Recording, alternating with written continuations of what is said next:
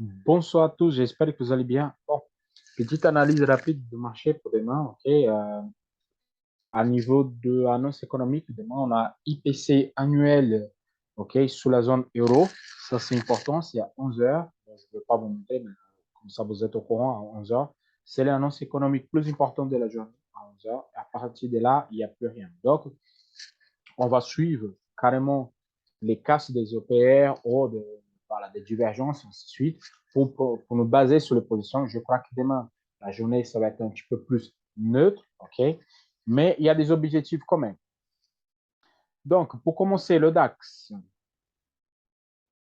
Le DAX, il a fait exactement celui-là qui, moi, j'avais prévu, OK? Non. On a eu cette zone, en zone de consolidation, petit drapeau, cassé vers le bas. Objectif théorique, il a été atteint, c'est nickel. Je t'ai marqué hier. Donc, l'objectif théorique a été super bien entendu. Je remets ça rapidement parce que ça, c'est fait. Pour demain, OK, là, on a cette petite ouverture, il y a un gap. Donc, il y a deux probabilités. Déjà, la casse de 78, elle est faite. Casse avec les clôtures, donc possiblement, on peut attendre les 100%, voire la zone des 12 500, OK, qui c'est le dernier plus bas hebdomadaire que j'avais signalé à quelques temps en arrière. Donc là, on a les 100% plus les 12 500 qui c'est le dernier plus bas. Donc, demain, on peut attendre ce niveau-là. On voit les plus bas.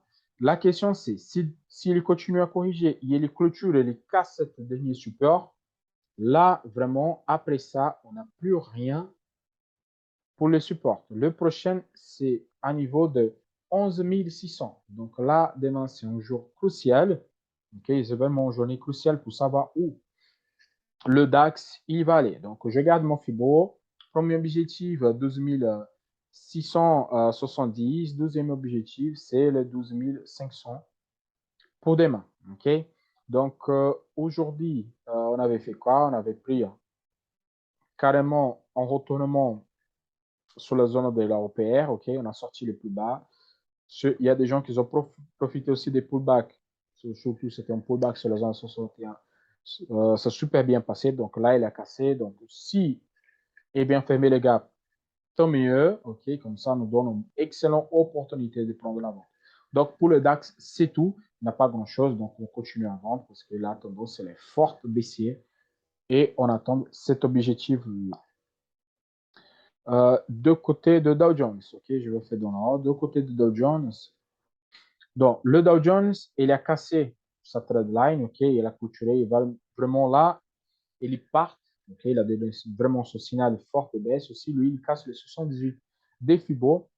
Et demain, premier objectif, c'est la zone de 30 000, OK, de 30 400. Et le deuxième objectif, c'est la zone de 30 100, voire la zone de 29 800. Moi, je crois que c'est trop loin. Donc, moi, je garde comme premier objectif mon support à 30 500 et la deuxième partie, c'est la 30 100 et environ. Donc là, la tendance est de forte baissier. Je garde toujours mon billet haussier. Oh, baissier, pardon, désolé, baissier. Donc, on a sorti de cette zone de range. Je vois que ça hyper simple. Je crois que dans la nuit, il va combler cette zone. Il est presque sur l'objectif de range.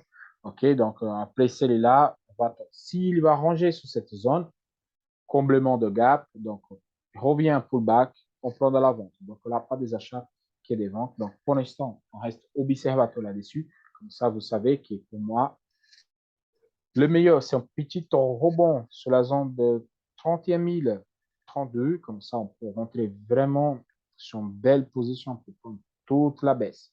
Et aussi, on vient de faire l'ouverture avec un gap de continuation. C'est excellent ce type de gap. Ça veut dire que ça va continuer à baisser forte.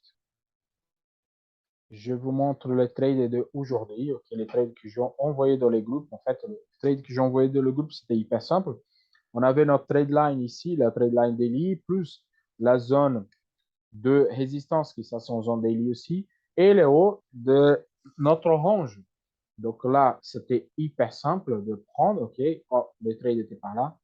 On a touché à haut, bougie d'indécision, étoile de matin. On a rentré carrément à l'intérieur de l'OPR, on pris à la vente, on a sorti là, journée elle est faite, c'est un super trade, OK. Il y a quelques-uns qui ont profité aussi des pullbacks Mais là, c'était autre chose. Notre journée, elle a été faite là, donc on ne trade plus. C'est ça le principe. Journée faite, on quitte les graphiques, on ne trade plus. Le Nasdaq. Le Nasdaq, par contre, le Nasdaq, c'est un peu critique. Okay? Je marquais carrément sur ma fourchette. Okay? Ça, c'est une fourchette. On peut travailler cette zone-là. Moi, je crois que demain, on va arriver sur le 30% de bear market. Okay? Et à partir de là, on va continuer à ranger. On peut attendre les 100%, oui, mais moi, je crois qu'il va évoluer plutôt dans cette dynamique-là. De hausse, de baisse, de hausse et de baisse. Pas en casse direct. Parce que là, sous la fourchette, vraiment, il obéit parfaitement les canaux. Donc, moi, je crois que lui, s'il va ranger et après, il casse. Okay? Donc, pour demain, le Nasdaq, le principe, c'est le même. Si le soir, on n'attend pas cet objectif de la zone de 30%, okay, de bear market, c'est la correction totale du marché. À ce niveau-là, je peux tenter, vraiment, je vous dis, je peux tenter un petit buy si j'ai une divergence pour comblement de gap. Mais par contre, s'il n'a pas vraiment, en pullback sur la zone des 78, ça me permet de rentrer en vente. Par contre, pour rentrer en vente, il faut la casse de 30, pullback là-dessus pour venir chercher d'abord ma zone de support à 11 600 environ et plus tard la zone de 11 460 avec mon 100% des Fibonacci. Donc, l'objectif, vraiment, elle est loin. Et vraiment loin, c'est là.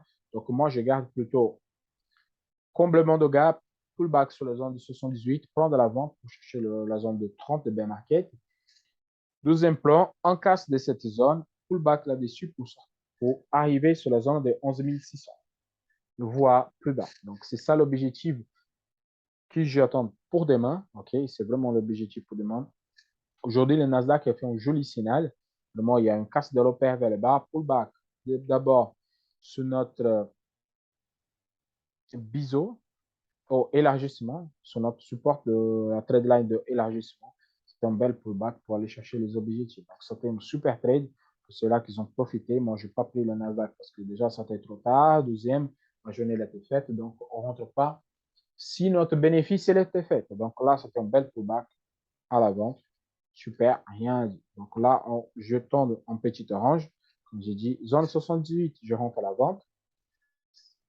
Casse de 30 bear market plus casse de ma ligne sur la fourchette, casse, pullback, on rentre à la vente. Donc, c'est hyper simple. Demain, on suit les flux, OK? On suit carrément les flux. Pas de buy pour l'instant, aucune buy, donc moi, je ne rentre pas. Et on se voit demain matin. Si je vois des autres choses demain matin, je vous envoie. Sinon, c'est tout. Excellent soirée à tous. On se voit demain.